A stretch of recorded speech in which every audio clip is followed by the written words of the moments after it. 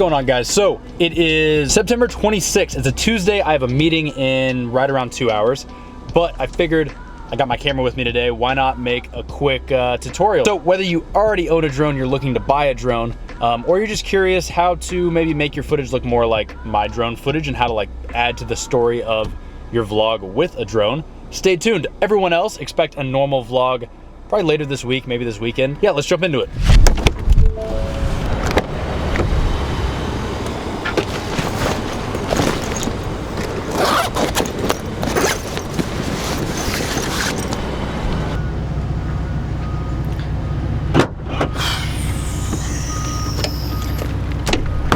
Am I in a completely different location than when I started this video? Yes. Did I drive all the way out to the middle of nowhere without testing the drone to see if it worked for a drone tip video? Yes, I did. You ever one of those days where nothing goes right? So just a quick recap. Went really into depth of the difference between the Phantom 4 and the Mavic and all this. And when I got ready to fly the Phantom 4, I hadn't tested it. I thought it was charged, it's good to go. When I got it up in the air, it started disconnecting, doing all kinds of weird stuff, and it just pretty much stopped working. This is good because now that I've already shot this once, instead of going into depth and everything and getting like sidetracked, I'm just gonna go over 5 quick tips, and I'm gonna fly the drone around, get some shots, overlay those shots on my 5 tips, and then as an added bonus, I'm gonna show you guys how to track text and stuff, like 3D text and stuff in After Effects on a drone shots, because that is actually one of the 5 tips. So let's jump into it. Tip number 1, get yourself an ND filter. That's not really a tip, that's more of a suggestion. The reason my footage, other YouTubers, maybe you look at their footage, you're like, why does it look so much better than mine? Is because we have ND filters. So we're running our shutter, double our frame rate. So 24p, I'm running a 50th of a second. 30p, 60, 60, 120. So if you crank up your shutter speed super high, which you're gonna have to without an ND filter, just because there's too much light in the scene, you end up with there's just a lack of blur on your motion. You know, the human eye, if you swing your head back and forth, there's a blur. If your shutter speed's super high, you're not gonna get that. Like right now, the DSLR is shooting a little high. This probably looks a little bit off, it's not too bad. That's what the ND filter is gonna do. I have one here on my Mavic.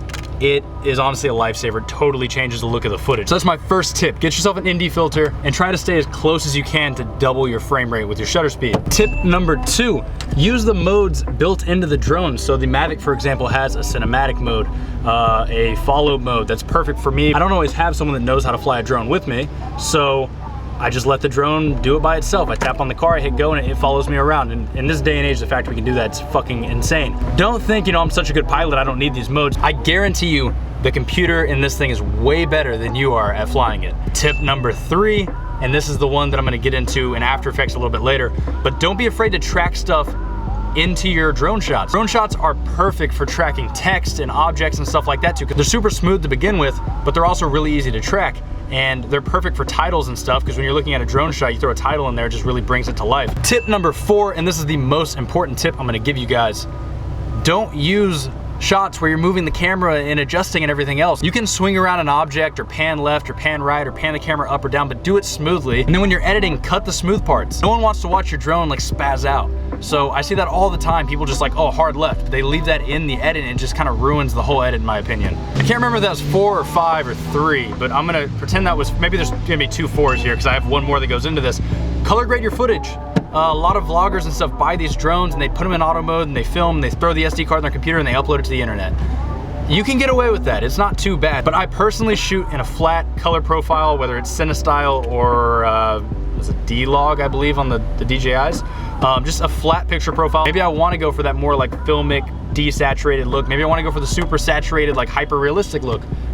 Whichever way I decide to go, I can do it if I shoot flat and then color grade it later. So color grade your footage. You'd be surprised how much of a difference and how much more production value your video has because of it. And that brings me to my final tip here. Tip number 5, don't overuse your drone. Before drones were so popular, you really only saw aerial shots in movies, documentaries, things like that. And they were just used for like really dramatic shots and setting the scene, showing somebody where you're really at. Drones have gotten so easily accessible nowadays that everyone has one. And just by virtue of that, everyone overuses them. So the first 5 minutes of your video should not be drone shots. Just because you got a drone doesn't mean every B-roll clip between your vlogging has to be drone shots. Don't abuse the drone, I guess. That sounds kind of cheesy, but I use drone shots for like dramatic effect. I'm not overusing them. I see all the time people just cram as many drone shots as they can into a clip. And at one point it was like, holy shit, that's a drone, but nowadays everyone has them. So it's no longer impressive to just have a drone shot. Now it's, you know, how do I add that into my vlog and add some value into my vlog, not just, hey, here's a drone shot. So really think out your shots with your drone and use it to kind of set the scene, you know, make a dramatic entrance, things like that. That's what I use the drone for. All right, let's jump into the fun part of this. I literally might like break down. As you saw in the video, I took the Phantom 4 out, didn't test it, filmed a whole bunch of footage, got the Phantom up in the sky, got like 1 or 2 shots, and it started failing and everything else, and then it was like, all right, whatever. I'll go back out and do it with the Mavic. Filmed the whole bit you just watched, got the Mavic up in the air, and it refused to fly more than 40 meters up or 40 meters away from me. All my settings are set to the absolute max they go to as far as distance and altitude goes. So it was warning me about a firmware update, but it was also warning me about like updating a no-fly zone list. And I think the app might finally be at a point that it controls where you fly, which if it is, that sucks. Literally both drones had problems yesterday. So then I was like, all right, let's do the After Effects part in the morning. Let's just knock it out and get this thing uploaded. Filmed the whole thing on this camera, forgot to hit start recording on my screen capture. It's been a rough day and a half. Like I'm going back to vlogs after this because obviously me and tutorials don't work out. But at this point, I'm a little frustrated. I got too much time put into this video to not do it. So one more time, let's knock this out. I'm gonna open up After Effects real quick. Assuming you have general knowledge of After Effects, how to use it and stuff. If you don't, go check out other videos, other tutorials, and then come back to this one. I'm not gonna be going into depth about every little thing I'm doing. Just try to follow along. I'm gonna bring in some footage I have of my drone flying over a park. Also, I'll be uploading this footage to WeTransfer. I'll put a link down below. So if you don't own a drone, you don't have your own shot, and you wanna follow along, download it, and then you can just use this same shot. So you can see this shot, the drone's just flying over the parking lot area. This should be a really easy clip for it to track. There are some cars moving and stuff, and normally I would mask that out and then, you know, track everything besides that, but I don't think it's gonna be enough to throw it off. So I'm gonna go to the motion tracking panel. Also, you can just click on the clip, go to animation, and hit track camera. I'm doing it this way. So I'm gonna hit track camera, and it's gonna start doing its thing. Clip is tracked. So you'll see all these little points come up, and these are all the little tracking points that After Effects is using to kind of build a 3D version of our shot. So if you hold control, you can select quite a few points. I'm gonna select all of these on the ground right here. And then right click, and I'm gonna set ground plane and origin. And you don't have to do this, but I find that if I tell After Effects where the ground plane is and where I'm gonna be working, I get better final results. So now I'm gonna right click on the same area again, and I'm gonna create text and camera. And what that's gonna do is add a After Effects camera into our scene. So if in my scene my camera was looking left and right and stuff, the After Effects camera looks left and right and stuff. Because basically all the elements we're adding in are fake on top of real elements, so they add a fake camera on top of the real ones to kind of to match them up. So right now if I hit play, you'll see that text is tracked perfectly onto the ground. It looks kind of stupid there, it doesn't really fit, but it's a good starting point. So you can see our track is pretty solid, the text is tracked in, we're all good. So now I'm gonna just change the text out with, we'll do Fuel Force, why not? Change the font to something better. Lakeshore, by the way, is a pretty cool font I use for some things. Kind of has that like grungy look. So that's better. Now we're gonna go into the text settings and rotate it so it's actually upright. So the X rotation, 90 degrees. And this isn't the effect I'm going for, but this is also a cool effect. You just wanna put some text on the ground somewhere. Something else you can do is duplicate it, Control D, change the color to like a dark gray, change the rotation back to 0 degrees so it's flat on the ground behind the white, and then effect, throw a blur on it. I'll do a Gaussian blur, we'll do 20 pixels on that. That looks about right. And you'll see that now I have this shadow behind my text. So like if the sun was casting a shadow, obviously you want to match it up a little bit better with the shadows on the trees and stuff, so it really needs to be going left. So you could skew it to the left a little bit. But that's a really quick and easy way to get shadows on the ground with your text. Not the effect I'm going for, so let's just delete that and go back into what I'm trying to do here. So I told my text that it's sitting on the ground right over that path. So when I start moving it in 3D space, just keep a mental note of where it was originally.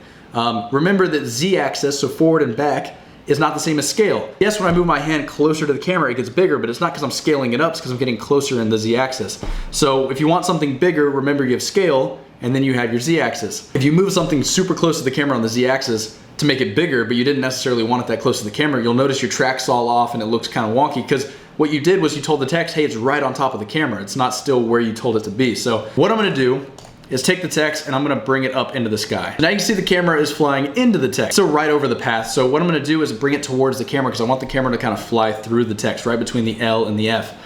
So on the Z-axis, I'm gonna pull it forward. And now what I was talking about before is I'm gonna turn the scale down. And there you go. So now we have our camera flying through the text. It goes right over top of the text. It's tracked into the scene. It looks like the text is just floating in the air. It's a really cool effect. And there you go. Quick, easy, effective. Looks great. Really brings like an added value to your video. Not a whole lot of people know how to do it, or if they do, they just don't want to take the time to do it. So I recommend doing these kind of things, and then you'll find yourself getting into this loop of like, how do I do something new that no one's seen before to impress people?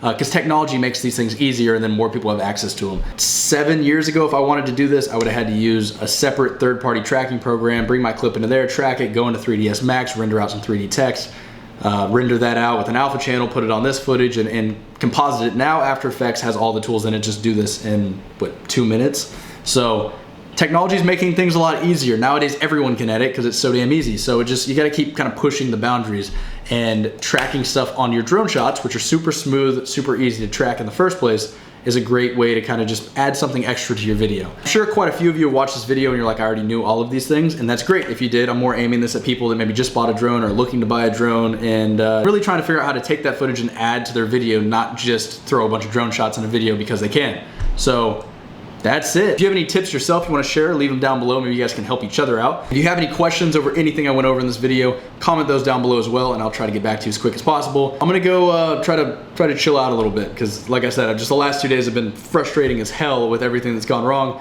I haven't put this video together yet, so I'm really hoping that when I edit it, it comes together. I guess we'll find out. Yeah, like, share, subscribe, and catch you guys in the next one.